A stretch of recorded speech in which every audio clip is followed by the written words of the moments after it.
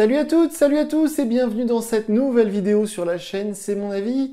J'ai passé quelques jours en compagnie du nouveau Samsung Galaxy A33 5G.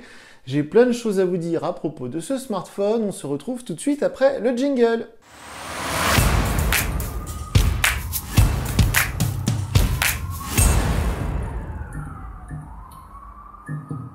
Comme je vous le disais, j'ai donc passé quelques jours en compagnie du Samsung Galaxy A33 5G. Alors comme d'habitude, je vous conseille d'abord d'aller voir la vidéo de déballage de ce smartphone. Je l'avais déballé avec vous il y a quelques jours sur la chaîne.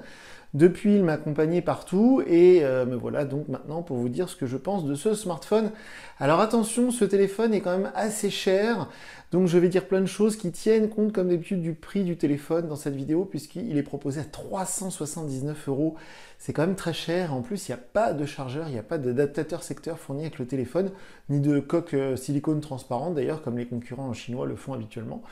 Donc du coup, ce Samsung A33 5G, c'est pas un mauvais téléphone, mais je vais y revenir en fin de vidéo, je le trouve quand même un petit peu cher. On commence par les points positifs, et puis on va finir comme d'habitude par les petits reproches que j'ai à lui faire.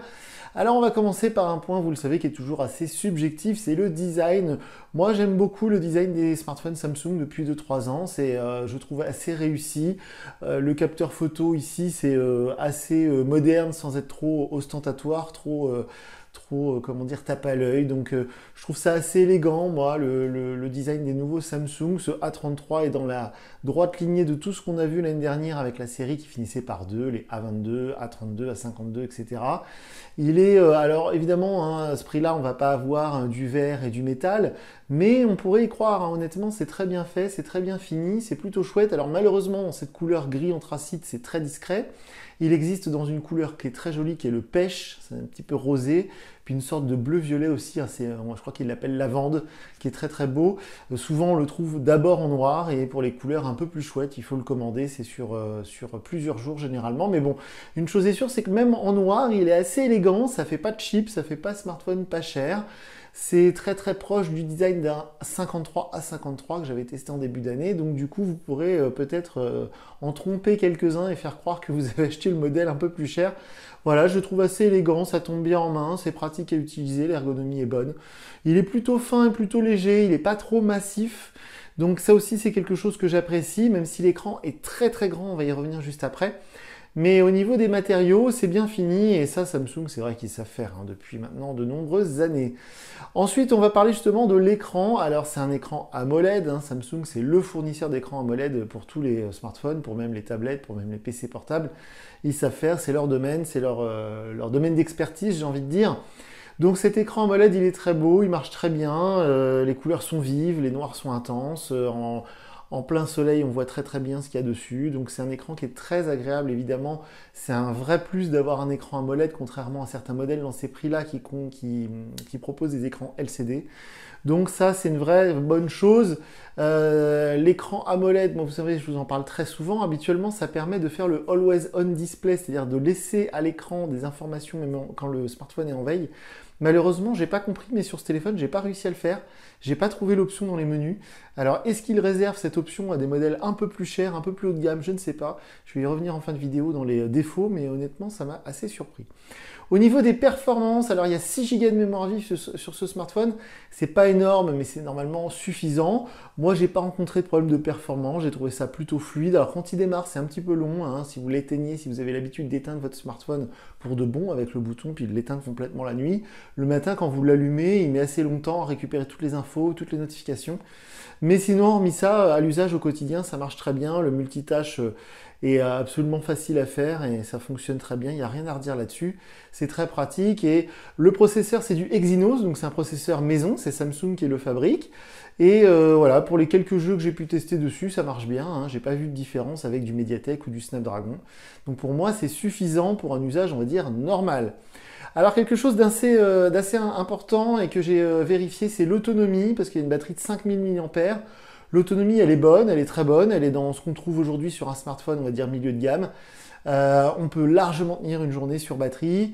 On peut même peut-être tenir 2 jours ou 3 jours si votre usage est assez, on va dire, modéré de votre téléphone. Mais voilà, pour l'usage que j'en ai eu avec Waze, de la navigation voiture, des photos, des SMS, du réseau social, tout ça, il est très très facile de tenir une journée sur une charge complète. Alors j'y reviendrai un peu après, mais la recharge complète est un peu longue à se faire, mais ça je vais y revenir. Aussi quelque chose de très important, alors comme d'habitude sous la vidéo, je vous mets le lien vers ma galerie Google Photos, vous pourrez aller voir les photos que j'ai prises avec ce Samsung Galaxy A33. Les photos, elles sont plutôt réussies, honnêtement, voilà, on ne sait jamais sur quoi on va tomber avec les Samsung. Les photos, elles sont très bien, que ce soit les photos en grand angle, les photos normales, on peut zoomer un petit peu, les photos selfie sont bien aussi, donc voilà, même de très près. Donc les photos sont très très bonnes, sont correctes, elles sont dans ce qu'on pouvait attendre sur un smartphone dans ces tarifs-là, donc je n'ai pas été déçu, je n'ai pas été émerveillé. On est pile poil dans ce qu'on peut retrouver dans les concurrents qui vont être proposés dans ces prix-là. Et c'est vrai qu'il y a beaucoup de concurrence dans ces tarifs-là. On va dire qu'on peut même, je vais revenir en fin de vidéo, mais on peut même descendre à 300 € pour trouver des choses équivalentes chez les concurrents chinois. Donc voilà, au niveau de la photo, c'est pareil, on est exactement sur le standard de ce segment de marché, comme on dit. Des petits plus aussi que j'ai notés qui sont des vrais avantages par rapport à certains concurrents justement. Ce smartphone, il est certifié IP67. Chez Samsung, ils savent faire. Ça fait très longtemps qu'ils nous font des smartphones étanches. Ça a été les premiers avec Sony et Apple en gros. Et donc, on a du IP67. Ça, c'est une vraie plus-value parce que si le téléphone, vous le faites tomber dans votre bain, dans les toilettes, dans la piscine, là c'est vrai que c'est la belle saison, eh bien le téléphone il résiste à l'immersion dans l'eau. Donc ça, c'est vraiment un plus. Il n'y a pas longtemps, j'ai testé l'excellent OnePlus Nord 2T, qui est un smartphone qui est un tout petit peu plus cher, on va dire 30 € de plus, et qui n'est pas certifié, qui n'est pas étanche.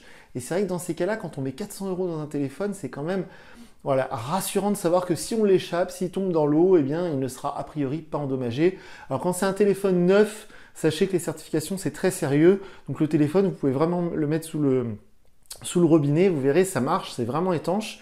Par contre, si vous faites réparer votre smartphone, si vous faites changer l'écran, la batterie ou si vous l'achetez d'occasion, attention, sans doute qu'il n'est plus étanche. Donc ça, c'est un point que je rappelle très souvent. Aussi, dans les plus, on peut ajouter évidemment la NFC. On peut payer sans contact avec ce smartphone. Il y a la 5G, ça marche très bien ici. Moi, je suis couvert en Free avec 5G, en 5G avec Free. Ça marche très bien, les débits sont très bons. Le lecteur d'empreintes, c'est sous l'écran. Donc ça, pour moi, c'est un vrai plus. C'est pas un lecteur d'empreintes qui est caché au niveau du bouton Power, comme le font certains concurrents chinois que je ne nommerai pas, notamment Xiaomi et Poco. Eh bien, donc ça marche très bien. C'est très chic. Et pour le coup, on a vraiment l'impression d'avoir du A53 dans les mains. Là, honnêtement, ce A33, mis à part des différences de performance de processeur, il n'y a pas de très grande différence avec le A53 qui est beaucoup plus cher pourtant. Et enfin, dans la liste des points positifs, j'ai noté le haut-parleur stéréo. Vous savez que c'est quelque chose qui me tient à cœur, j'en parle souvent.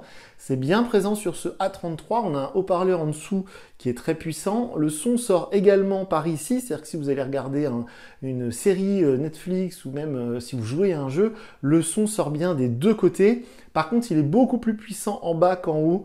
On n'est pas sur du 50-50. Donc si vous mettez le doigt sur les petits trous du haut-parleur en bas, eh bien le son se retrouve vraiment baissé. On va passer maintenant aux choses qui m'ont un peu moins plu. Les petits défauts, ils sont pas très nombreux parce que honnêtement, c'est quand même un bon smartphone.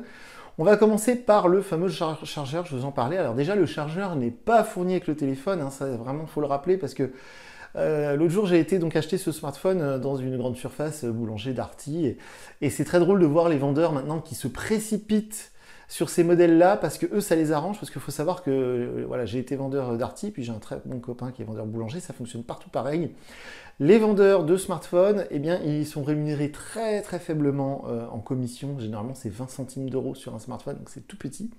Mais ils sont beaucoup mieux rémunérés sur les accessoires et les services, évidemment, les assurances, etc. Mais les accessoires, donc le vendeur va être terriblement motivé à vous vendre un chargeur avec les téléphones qui n'ont plus de chargeur. Donc, ce que je considère, moi, comme un défaut, un gros défaut même, eh bien, les vendeurs de magasins spécialisés, eux, trouvent ça vraiment cool que Samsung ne mette plus de chargeur dans les smartphones. Donc, prévoyez ça à votre budget. Alors, comme d'habitude, moi, je vous conseille vivement le chargeur USB-C de chez Ugreen. Sous la vidéo, je vous mets le lien vers la fiche Amazon. Il est même pas à 20 € et il marche très bien. C'est de la très bonne qualité, ça charge fort. Donc ce smartphone, lui, il est limité à 35 watts en charge, mais la batterie, elle est énorme, elle fait 5000 mAh, donc ça charge pas très fort, même avec un chargeur 67 watts, j'ai essayé, ça change rien. On est à 1-2% par minute, donc voilà, franchement, c'est très long. Si vous le chargez 20 minutes, vous allez prendre à peine 20%. Voilà, c'est pas de la charge super rapide, hein. Pour avoir de la charge rapide, la charge 67 watts ou 70 watts, il va falloir aller sur des smartphones un peu plus chers ou du concurrent chinois. Mais là, chez Samsung, ils se sont limités au strict minimum sur la recharge du téléphone et ils n'ont donc pas mis de chargeur. Donc 380 € plus, allez, on va dire une vingtaine d'euros pour le chargeur, l'adaptateur secteur en tout cas. C'est quand même un certain coût et il ne faut pas le négliger. Aussi, j'ai noté, mais ça c'est tout bête, il n'y a pas de coque fournie dans la boîte. Je sais que vous aimez bien quand les fabricants, notamment chinois, mettent des coques silicone dans les boîtes de smartphones. Mais là, ce n'est pas le cas du tout, à moins que vous l'achetiez nu ou que vous l'achetiez avec abonnement. Il n'y aura pas de coque fournie avec ce Samsung A33. Et enfin, j'ai noté, alors vous savez, si vous me connaissez, si vous regardez souvent mes vidéos, vous savez que l'interface de chez Samsung qui s'appelle One UI, donc là, je ne l'ai pas précisé, mais c'est évidemment une très bonne chose. On est sur Android 12. Donc c'est One UI 4. C'est, on va dire, la dernière version de l'interface de chez Samsung. Alors, ce qui est assez cool, c'est que si vous avez un voisin, un collègue, un copain qui a un Samsung S22, ça coûte 1300 balles, et il a exactement la même interface que vous. Donc ça, pour le coup, c'est assez chouette. Par contre, c'est vrai que cette interface, moi, je suis pas fan. Ça marche bien, les icônes, le design, le lanceur d'application, c'est assez moderne, assez coloré, assez chouette, assez sympathique. Mais il y a des petites choses que des fois, voilà, qui m'agacent un petit peu sur cette interface. En gros, elle est un peu trop grand public pour moi. Et surtout, ce que je regrette et ce que je reproche à chaque fois, c'est que, en fait, Samsung, il nous installe tout un tas, et c'est même pas installé, ça fait partie vraiment de l'OS, comme on dit, tout un tas de fonctionnalités qui sont en doublon avec ce qu'on retrouve dans Android. Par exemple, le fameux Bixby, qui est un concurrent de Google Assistant. Vous allez retrouver Samsung Pass, Samsung Pay, qui sont des concurrents de Google Pay qu'on a déjà dans le téléphone. Vous allez retrouver comme ça tout un tas de fonctionnalités Samsung qui sont en doublon et qui pour moi sont assez inutiles et plein d'applications qu'on ne peut pas désinstaller. Par exemple, le Samsung Galaxy Store qui pour moi ne sert à rien, eh bien on ne peut pas le désinstaller. Ils ont un partenariat avec Microsoft, donc l'application OneDrive, on ne peut pas la désinstaller non plus. Enfin voilà, il y a des petites choses comme ça qui moi m'agacent un petit peu sur l'interface Samsung, mais malgré tout c'est stable, c'est fluide, c'est rapide et au moins elle est en Android 12, ce qui n'est pas le cas forcément par exemple chez Xiaomi ou chez Poco actuellement sur les smartphones dans cette gamme de prix. Généralement ils vous laissent sur du Android 11 assez volontairement malheureusement. Enfin, j'ai noté donc le Always On Display, je vous en parlais tout à l'heure, j'ai pas réussi à l'activer, donc je pense que c'est désactivé sciemment de la part de Samsung. Quand vous éteignez l'écran, vous pouvez pas avoir d'informations qui s'affichent sur l'écran de veille. C'est un peu ballot avec un écran AMOLED, mais je pense que c'est volontaire de la part de Samsung. Et enfin, évidemment, pour moi, le reproche numéro 1 sur ce A33, c'est le prix, parce que c'est un très bon smartphone. Je dirais que c'est un bon milieu de gamme. Mais je l'aurais plutôt vu vers les 250, au pire 300. Mais là, 380 €. Alors, sur Amazon, je l'ai vu tout à l'heure à 330 €. Je ne sais pas ce que c'est que cette embrouille. Mais dans les vrais magasins, si vous allez chez Darty, chez Boulanger, à la Fnac, si vous allez même à Carrefour, ou même je ne sais où, dans la boutique Orange SFR, si vous achetez un A33 5G sans abonnement, il sera proposé à 379 €. Je trouve ça trop cher. Voilà, c'est un très bon smartphone, il n'y a pas de problème.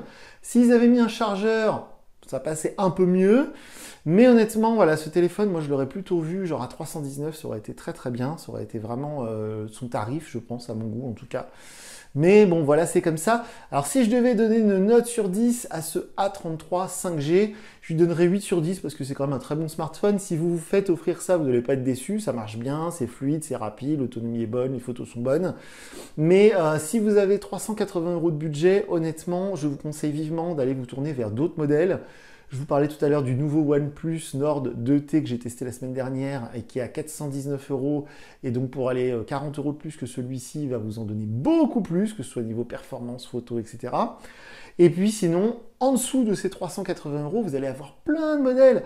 Le Poco X4 Pro par exemple, vous allez avoir le Realme 9 Pro Plus. Enfin, il y a plein de très bons modèles dans ces tarifs-là, qui vont être un peu meilleurs partout, un peu plus performants, un peu plus... voilà, enfin bon.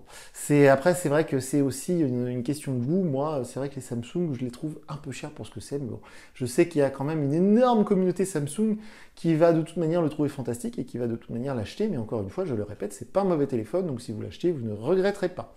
Alors comme d'habitude, si vous avez des questions, je vous encourage à me contacter via Twitter. Sous la vidéo, je vous mets le lien vers mon compte Twitter, car je ne lis pas les commentaires YouTube, donc vous pouvez dire ce que vous voulez dans les commentaires, dire que c'est bien, dire que c'est nul, dire que vous êtes d'accord ou pas d'accord, mais je ne vous répondrai pas. Donc voilà pour le test de ce Samsung Galaxy A33 5G. Moi je vous dis à très bientôt pour une nouvelle vidéo sur la chaîne. Salut!